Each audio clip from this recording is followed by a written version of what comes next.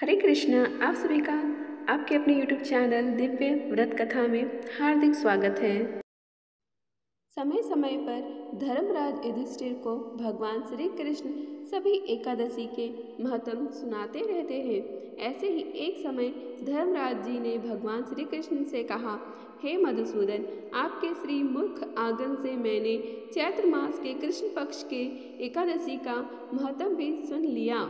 अब आप मुझे कृपा कर चैत्र मास की शुक्ल पक्ष को होने वाली एकादशी का महत्व सुनाने की कृपा करें। इस दिन किस प्रकार व्रत रखा जाता है, इस व्रत की महिमा क्या है और कौन सी कथा पढ़ी अथवा सुनी जाती है।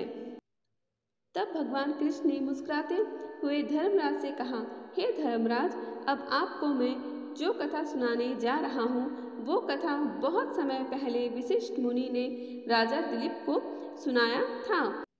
वही कथा आज मैं आपको सुनाने जा रहा हूँ। बहुत समय पहले की बात है। रतनपुर नगर पर अनेक ऐश्वर्य से युक्त पुंडरीक नामक एक राजा राज्य करता था।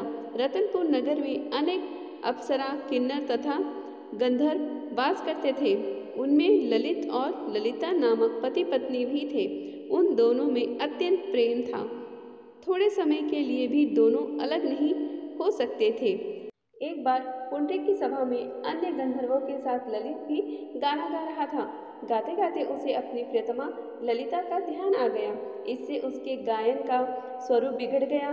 ललित के मन का भाव जानकर किरकिट नामक नाग ने पदभंग होने के कारण राजा से कह दिया। तब पुंडरीक ने क्रोधपूर्वक कहा कि तू मेरे सामने गाता हुआ अपनी स्त्री को स्मरण कर रहा है, अतः तू कच्चा मांस और मनुष्य को खाने वाला राक्षस बनकर अपने किए कर्मों का फल भोग। पुंडरीक के श्राप से ललित उसी समय विकराल राक्षस हो गया। उसका मुख अत्यंत भयंकर, नेत्र सूर्य और चंद्रमा की तरह प्रदीप्त तथा मुख से अग्नि निकलने लगी। सिर के बाल पर्वत पर खड़े वृक्षों के समान तथा भुजाएं अत्यंत लंबी हो गई। इस प्रकार उसका शरीर 8 योजन लंबा हो गया। राक्षस बनकर अनेक कष्ट को भोगता हुआ जंगल में भटकने लगा। अब तो उसकी स्त्री ललिता भी अत्यंत दुखी होकर उसके पीछे पीछे भटकने लगी। वह सदैव अपने पति को इस श्राप से मुक्ति दिलाने के बारे में सोचती रहती। एक दिन वह अपने पति के पीछे पीछे चलते हुए वृंदाचल पर्वत पर श्रृंग ऋषि के आश्रम तक पहुंच गई। श्रृंग ऋषि ने ललिता को देखकर पूछा, हे देवी, तुम कौन हो और यहाँ किस लिए आई हो? वह बोली, मुनिवर, मेरा नाम ललिता है। मेरे पति राजा पुंडरीक के श्राप से भयानक और विशाल राक्षस बन गया है। इसका मुझे बहुत दुख है। मेरे पति के उद्धार के लिए कोई उपाय बताइए। ऋषि बोले, हे गंधर्व कन्या, अब चैत्र शुक्ल एकादशी आने वाली है, जिसका नाम कामदा एकादशी है। उसका व्रत करने से मनुष्य के सब कार्य सिद्ध होते हैं। यदि तू कामदा एकादशी का व्रत करके उसके पुण्य को अपने पति को दे दो तो राजा का श्राप से तुम्हारा पति मुक्त हो जाएगा। अगले वर्ष जब चैत्र शुक्ल एकादशी का व्रत आया तो ललिता ने श्रृंग ऋषि द्वारा बताए गए नियम से कामदा एकादशी का व्रत किया। भगवान विष्णु की आराधना की, पूरे दिन कुछ नहीं खाया, रात्रि के समय जागरण की, फिर अगले दिन पारण किया और भगवान विष्णु से अपने पुण्य को अपने पति ललित को देने की प्रार्थना की। उसने कहा, हे भगवान विष्णु, कामदा एकादशी का पूरा पुण्य फल मेरे पति को दे दे ताकि वह राक्षस योनि से मुक्त हो जाए। श्री हरि की कृपा से ललित राक्षस योनि से मुक्त हो गया। फिर से दोनों साथ रहने लगे। एक दिन स्वर्ग से विमान आया और वे दोनों उस पर बैठकर स्वर्ग चले गए। मान्यताओं के अनुसार इस संसार में कामदा एकादशी के समान कोई अन्य व्रत नहीं है। इस व्रत की कथा सुनने या पढ़ने मात्र से 1000 गुना वाजपेयी यज्ञ के समान फल की प्राप्ति होती है। कामदा एकादशी व्रत के नियम 10वीं तिथि से ही शुरू हो जाती है। इसके बाद ब्रह्म मुहूर्त में स्नान आदि से निवृत्त होकर साफ स्वच्छ पीले वस्त्र धारण कर व्रत का संकल्प लिया जाता है। एक साफ चौकी पर पीले रंग के वस्त्र बिछाकर भगवान विष्णु सहित माँ लक्ष्मी की प्रतिमा या तस्वीर इसकी स्थापना की जाती है। इसके बाद भगवान विष्णु सहित माँ लक्ष्मी की प्रतिमा या फोटो के सामने घी का दीपक जलाना चाहिए, धूप जलानी चाहिए। साथ ही पंचामृत अर्पित करें, तुलसी दल अर्पित करें, धूप दीप दिखाएं, चंदन, अक्षत, रोली, हल्दी, कुमकुम अर्पित कर पूजा सामग्री हैं सभी अर्पित करने चाहिए। साथ ही पीले रंग के फूल अर्पित करने चाहिए, तिल अर्पित करने चाहिए। इसके पश्चात कथा का पाठ करें, भगवान विष्णु का मंत्रों का जाप करते रहें मन ही मन में।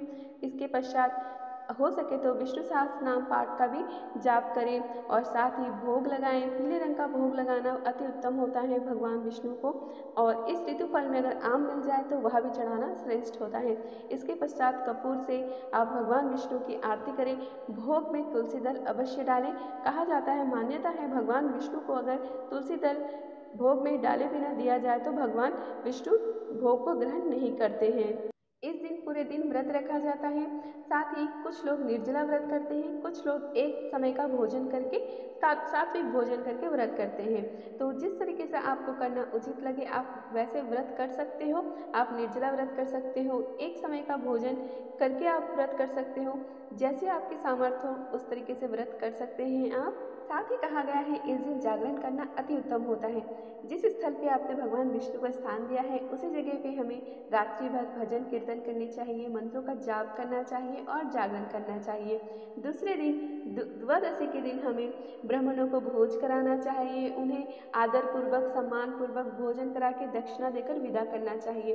और अगर ना हो, ब्राह्मण ना हो, तो आप किसी गरीब को भी भोजन करा सकते हैं। जिन्हें एक समय का भोजन प्राप्त करने के लिए बहुत कठिन होता है उन्हें भी हम भोजन कराएं तो बहुत ही पुण्य फल प्राप्त होते हैं। इसके पश्चात आप पारना कर सकते हैं। इस तरह से किए गए व्रत का फल भगवान विष्णु अवश्य प्रदान करते हैं। जो भक्त एकादशी के दिन 11 माता की भी पूजा अर्चना करके उनकी आरती पढ़ते व सुनते हैं, उनके घर में कभी भी ग्रह कलेश नहीं होती है। उनके पितृ भी उनसे प्रसन्न होते हैं और परिवार को भी इस पूजा का फल पुण्य फल प्राप्त हो। जो भक्त इस दिन उपवास रखते हैं उन्हें किसी प्रकार का नशा व झूठ पाप नहीं करना चाहिए, किसी की निंदा नहीं करनी चाहिए और क्रोध भी नहीं करनी चाहिए। ऐसा करने से भगवान विष्णु हमसे नाराज होते हैं और हमारी व्रत खंडित भी हो सकती है। साथ ही इस बात का भी ध्यान रखें, जिस दिन आप व्रत करें उस दिन पूरा दिन भगवान के मंत्रों का जाप आप मन ही मन में करते रहें। आशा करती हूँ कि आपको वीडियो अच्छी लगी होगी। अच्छी लगने पर चैनल को सब्सक्राइब, बेल आइकन को क्लिक कर लें, वीडियो को लाइक करें। जय माता दी।